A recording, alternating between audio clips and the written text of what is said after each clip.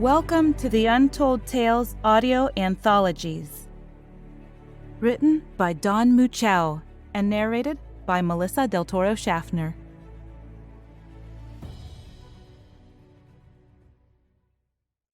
As long as you both shall live.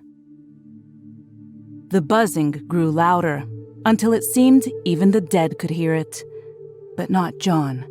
He was a sound sleeper. He had always been. John, it's time to wake up. My repairs are due.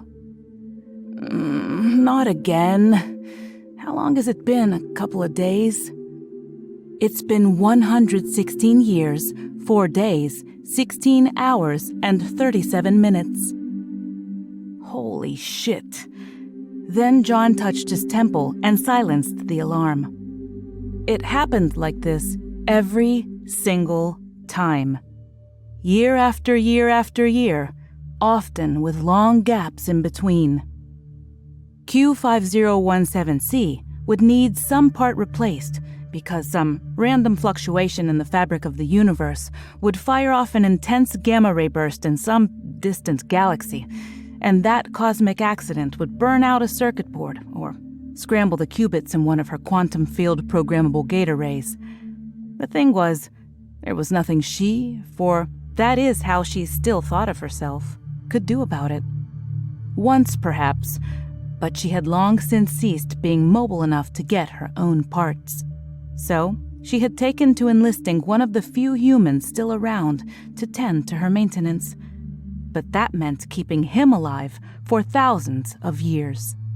The sad fact was that humans broke down just like machines, only faster. Summoning John to the cryophagus every century or so kept him alive as long as possible. Meanwhile, she had to deal with the memories. So many memories. John was fortunate. He didn't remember a good chunk of what happened since his first awakening. Humans were like mayflies. She had been human once, but the vehicle she was piloting lost autonav at a critical moment and had veered off the prescribed route in a crowded metropolis. The last thing she remembered was the voice of a surgeon announcing that she was beyond saving, and her colleague, who had rushed to the scene, telling him that there was one last option. That was 14,000 years ago.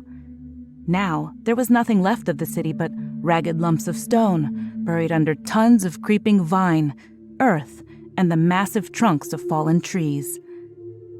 Somehow, the one building survived. The structure itself had been part of an underground data storage complex, long abandoned by its owners. Her employer's genius was in repurposing that facility for experiments in consciousness transfer. That was the reason for the Q5017C. It was the third in a series of prototype quantum supercomputers thought to have the ability to model deep field, hybrid, discriminative, generative adversarial network that could mimic human thought. She had been the primary engineer on that project until the accident, and they had decided rather than shut the project down, she'd be their first subject. The question remained whether a hot-loaded DGAN would even work on the Q5017C. It hadn't worked on the 5017A or B. They had to be cold-booted and taught everything, just like children, and their ability to recall fresh memories and process new information simultaneously was sketchy at best. She had no idea anything had even worked until she woke up and heard people talking in her head. That's the thing about hearing people talk in your head for 14,000 years. After a while, you can't tell if they're real or not, and when you've got no one to talk to, you go a little crazy. Even if the experiment hadn't been successful, the point was that she was conscious, so it might as well have. And crazy was a matter of perspective. As the old saying went, if people really are chasing you, it doesn't matter whether you're paranoid or not, only that they're closing in fast. John wasn't that much of a talker. He kept to himself a lot. She had to keep reminding herself that every century that passed was like a day to him. Conversations she had long forgotten were still fresh in his mind.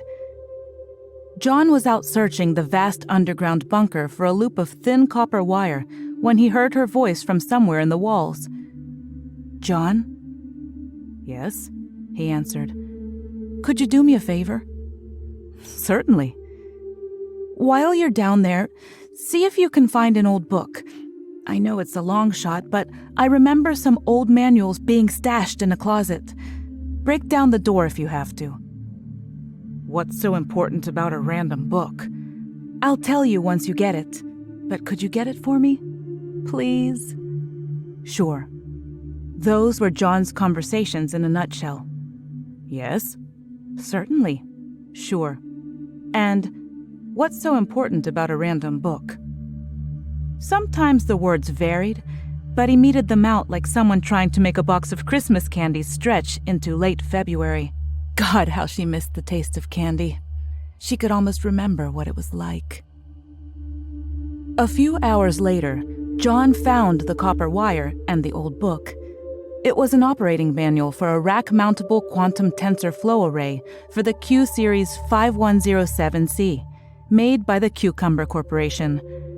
Cognizant of its age, he carefully laid the manual in a small stone box he had found nearby. The combined load must have weighed 40 pounds.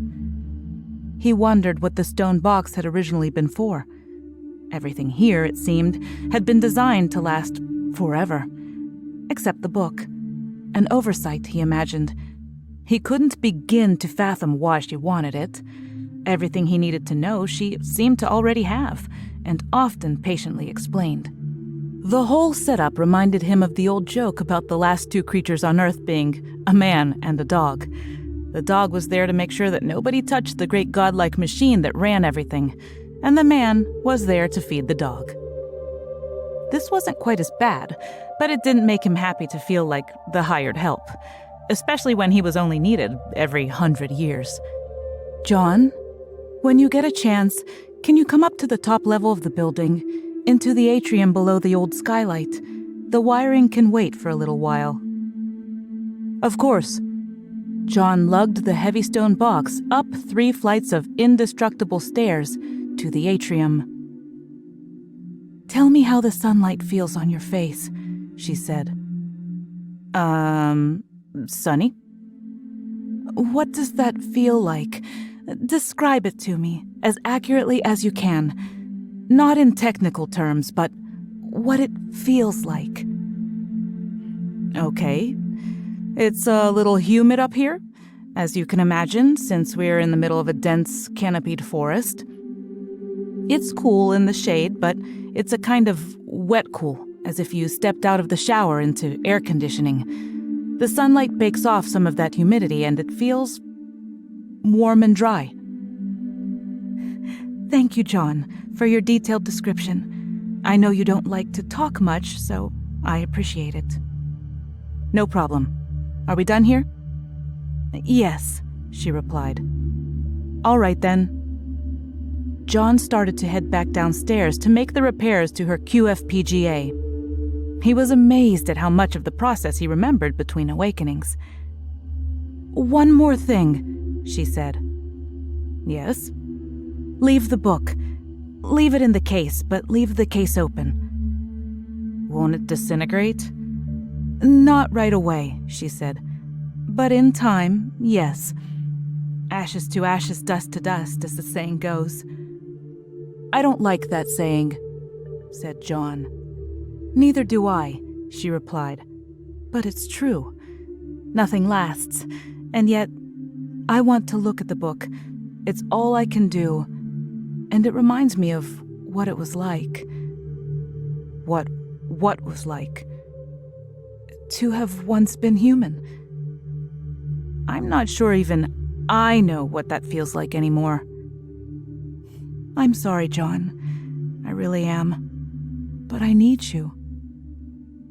John went back downstairs, then outside, and was gone for a long time. He thought about her words for a long time, and they stuck in his craw. It was the dependence he didn't like. He wanted to feel desired, like he was important for being who he was, not because he had learned how to fix quantum field programmable gate arrays over the last few hundred years. He had thought several times about walking away, but he always found himself feeling sadness at the thought. As bad as it was, the machine he tended to, the once human machine, was his last connection to his species. John didn't know where everyone else had gone. He imagined several scenarios involving global apocalypse, but none of them seemed to ring true. Nuclear Armageddon didn't really bear out because he would have long since died of radiation poisoning. Some kind of pandemic, perhaps? But on his wanderings, he found little sign of even the buried ruins of civilization. Just the bunker in the forest and Buddha nature here and there. Little mini bunkers, most empty, with a few fragmented skeletons crumbled nearly into dust. He had no idea who had built the bunkers or who had occupied them. Only the vaguest guesses that they had been burial sites or something similar, owing to the sarcophagi he found on raised stone tables. As he wondered, sometimes he heard her voice in his head. At first, he thought he might be losing it, but the mundane nature of the conversations gave away the fact that he had been given some sort of cerebral implant. "John?" "Yes?" "Are you okay? Did I make you angry?" "No." "You often go on long walks when you're upset. Where are you now?" "Looking at mini bunkers." "Tell me about them, John. Please? I would very much like someone to talk to." John high-stepped over a stand of prickly weeds growing up around the edge of the mini bunker closest to him. This one is..." He picked his way carefully along the edge of the structure where the weeds weren't as bad. "This one is in better repair than the others. It's got some kind of writing on the side. That's a change." "Describe the writing." "Curvy letters, a bit like Arabic or Devanagari. Nothing I recognize, but then again, it's been 14,000 years and I don't know everything you do." "From left to right, let's try that first. Describe them as accurately as possible." "Okay," said John. "First symbol looks like a pregnant bumblebee, only upside down. Like a couple of people fighting in a collapsed tent.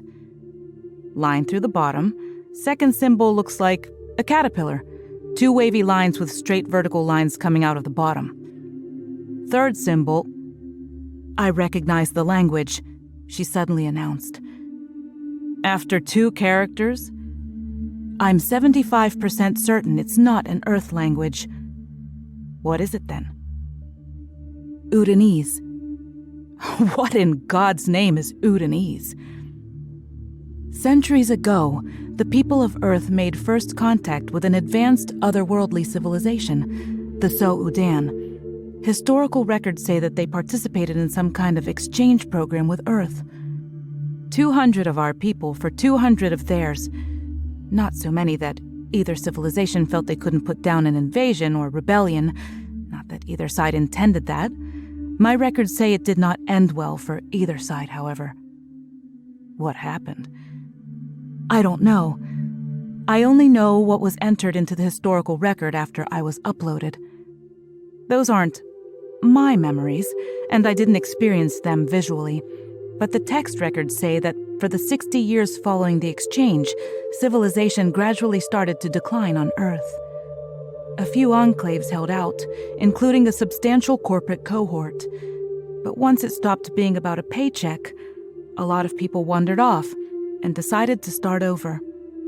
They formed clans, tribes, and other large social groups based on shared identity or viewpoint, reproduced in excess, starved, and died.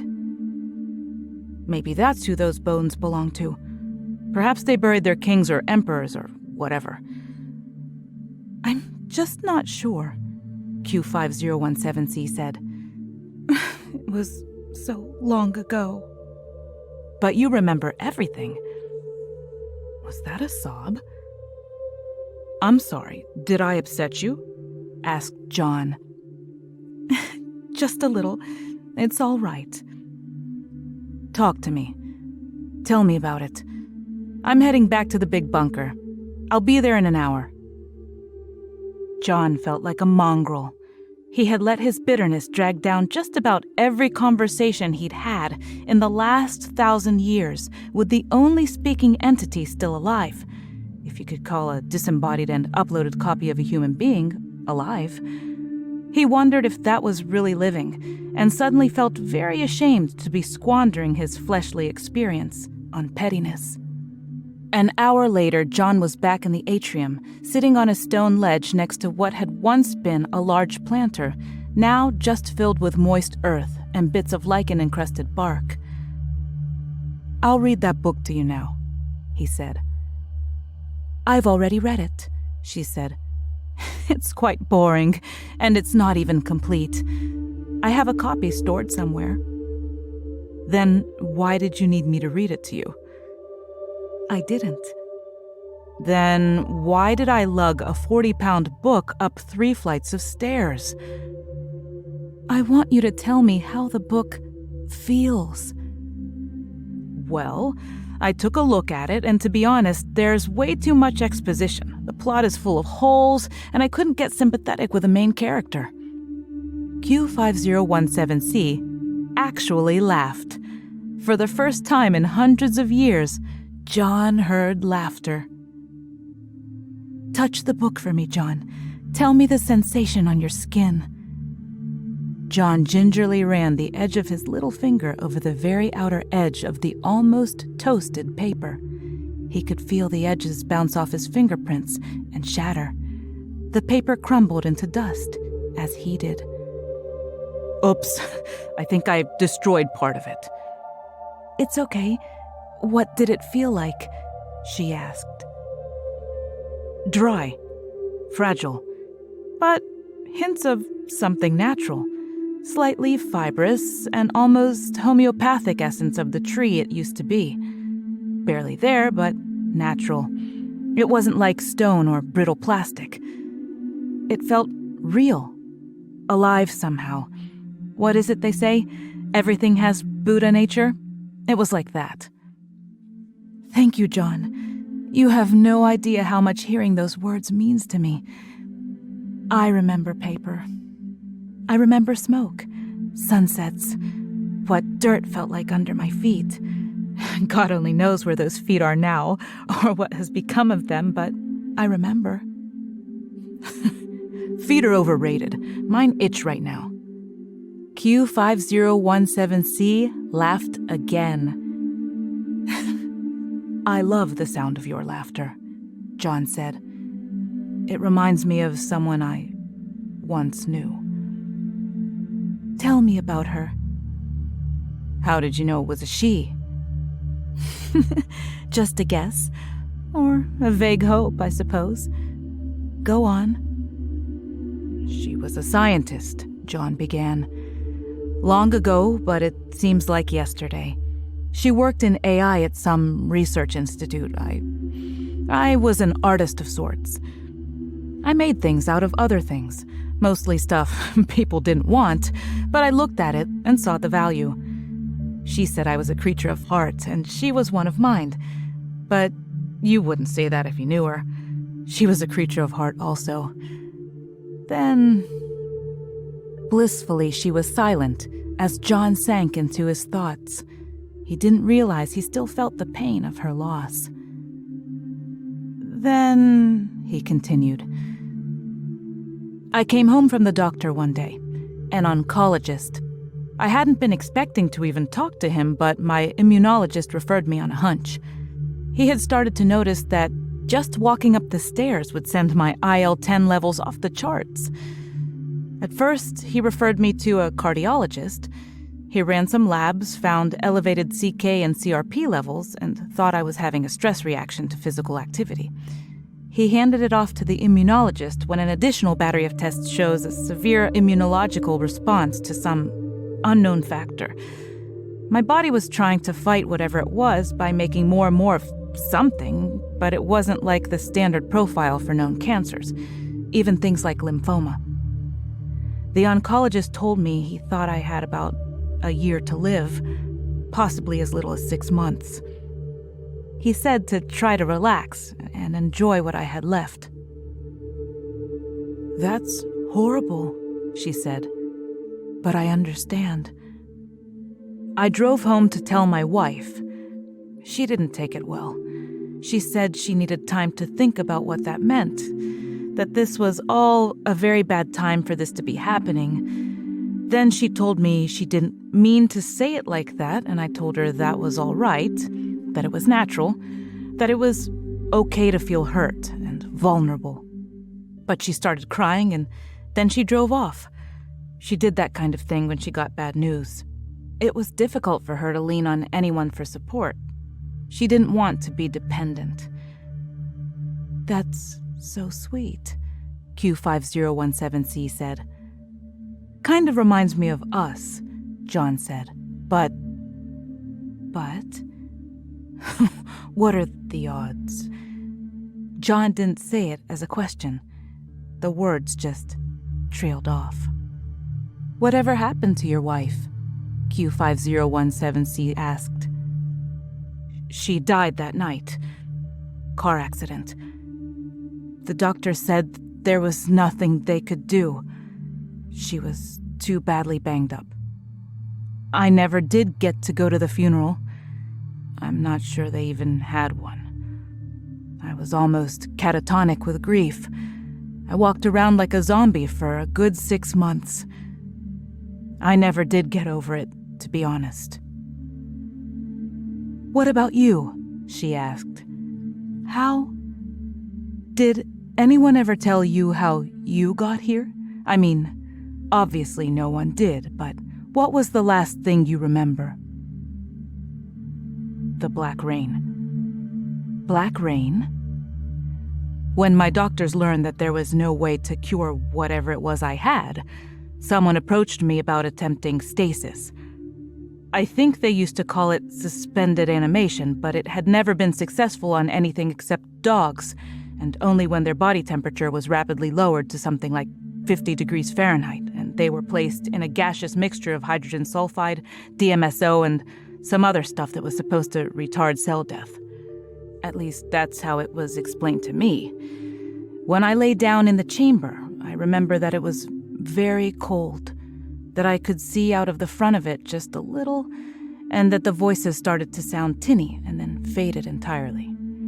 I felt like I was falling into deep, deep water, but not drowning. After a while, I couldn't feel my toes or my fingers. I wanted to scratch my nose, but couldn't move. It wasn't frightening, but rather a bit like when you drift off to sleep. Then the silent black rain came. The stasis team had told me that was when my brain started to shut off the main senses of hearing and sight. It was like little pixels of my field of vision started to fail and fade into black, and it looked like rain. Then there was nothing but the rain. Everything was black, and then I woke up, and you were there.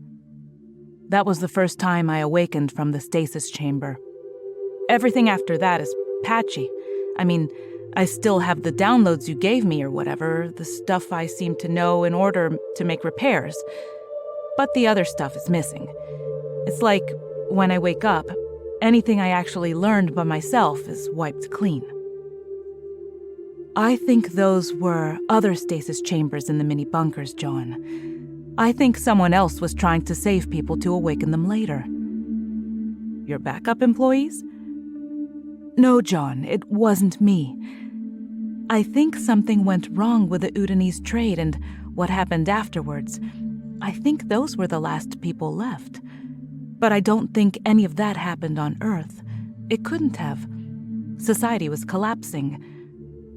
For some reason, I have schematics for the light and air circulation of this world, and it's all artificial. The only people saved would have been either those most useful to the powerful elites or those taken by the So-Udan. But I think even they are gone now.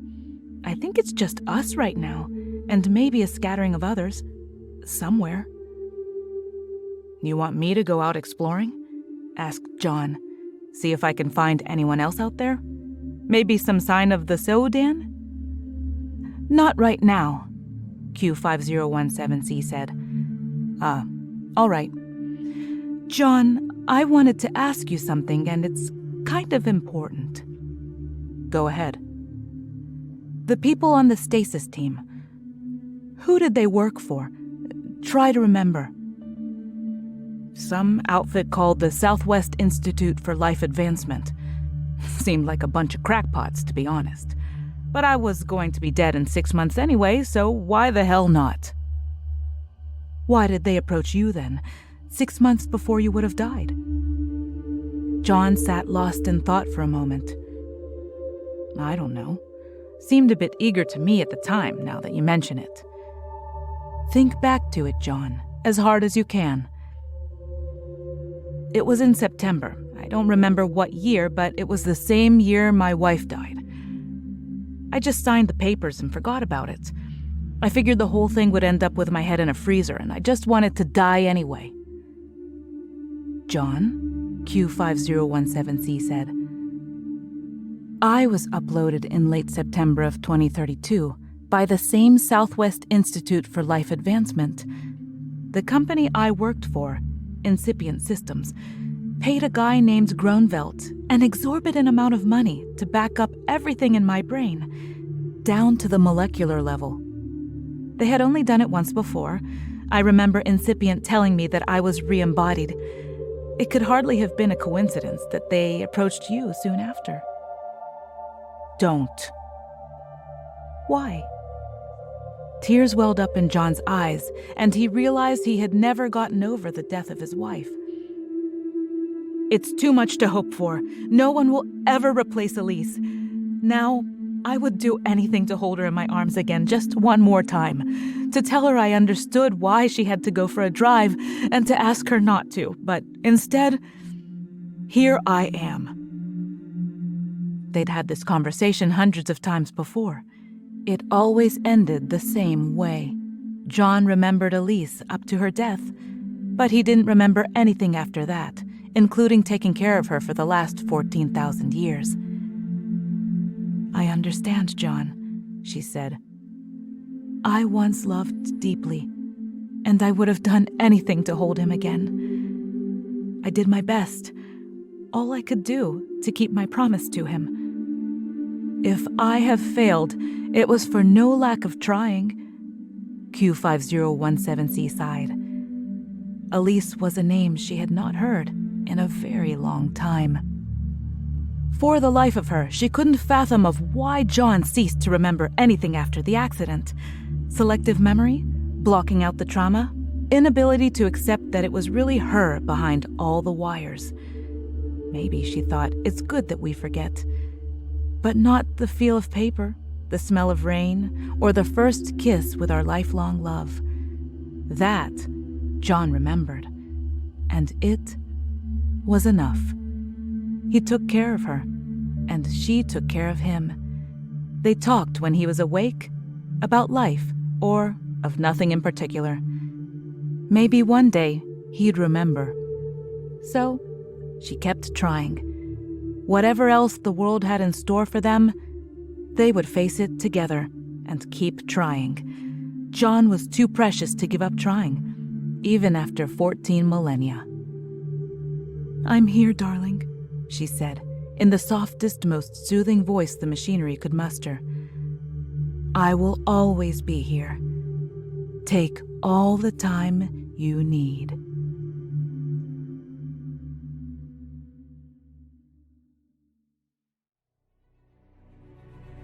Thank you for listening. We love our listeners, fans, and patrons here at Untold Tales, and we hope you love the stories that we're bringing to you month after month on the first of each month. Please consider leaving us a review on Podchaser. As always, we love our listeners, fans, and patrons. Have a wonderful day and a happy, happy New Year.